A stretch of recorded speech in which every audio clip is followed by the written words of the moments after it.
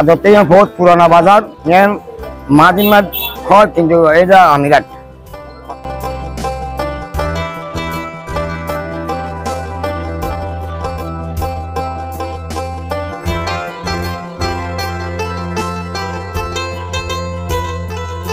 চট্টগ্রামের রাউজানের ঐতিহ্যবাহী আমির হাট।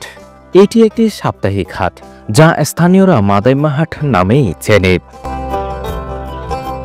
সপ্তাহে শনিবার ও বুধবার এই হাটের হাটবার।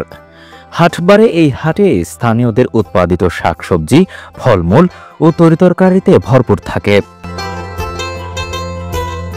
চমৎকার এই গ্রামের হাটটি রাউজানের ডাবুয়া ও হলদিয়া ইউনিয়নের সীমান্তে অবস্থিত হলেও হাটের বেশিরভাগ অংশ ডাবুয়া ইউনিয়নে। ডাবুয়া ইউনিয়নের আমির চৌধুরী নামে এক বিশিষ্ট ব্যক্তি এই হাটটি প্রতিষ্ঠা করেছিলেন বলে জানা যায়, তাই তার নামেই এই হাট আমির হাট। রাউজান উপজেলার প্রাচীনতম হাটের অন্যতম একটি হাট এই আমির হাট।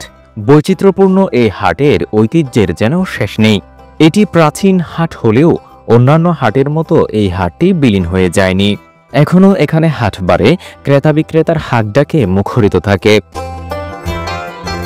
নানা পণ্যের পসরা সাজিয়ে বসেন বিক্রেতারা। ক্রেতারা তাদের পছন্দ অনুযায়ী তরতাজা শাকসবজি, তরিতরকারি কিনতে পারেন।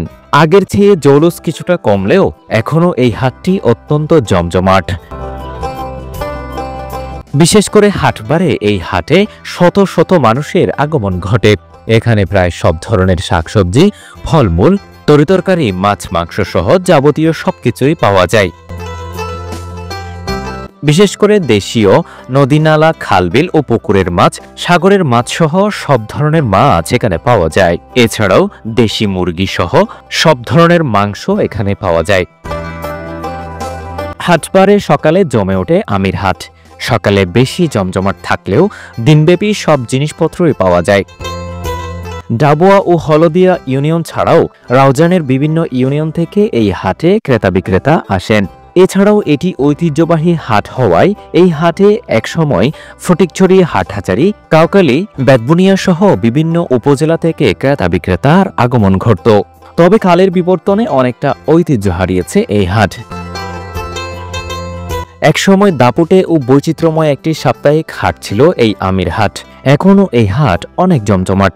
আগের চেয়ে এই হাটের পরিধি যেমন বেড়েছে তেমনই বেড়েছে জিনিসপত্র। আমিরহাট যেতে হলে রাউজান মুন্সির ঘাটা থেকে আমিরহাট সড়ক হয়ে 4 কিলোমিটার গেলেই সামনে পড়বে গ্রামের অত্যন্ত ঐতিহ্যবাহী এই হাট। এই ঐতিহাসিক হাটের সাথে আপনাদের অনেকের শৈশব কৈশোরের স্মৃতি জড়িত। মূলত তাদের স্মৃতির পাতায় আরেকবার নাড়া দিতে আমাদের এই প্রয়াস। আপনার কোনো স্মরণীয় স্মৃতি থাকলে আমাদের জানাতে ভুলবেন না। কমেন্টে আপনার স্মৃতিময় মতামত তুলে ধরার পাশাপাশি আমাদের পেজে ফলো দিতে ভুলবেন না। ও আচ্ছা হ্যাঁ, আমাদের ইউটিউব চ্যানেলটি সাবস্ক্রাইব করবেন।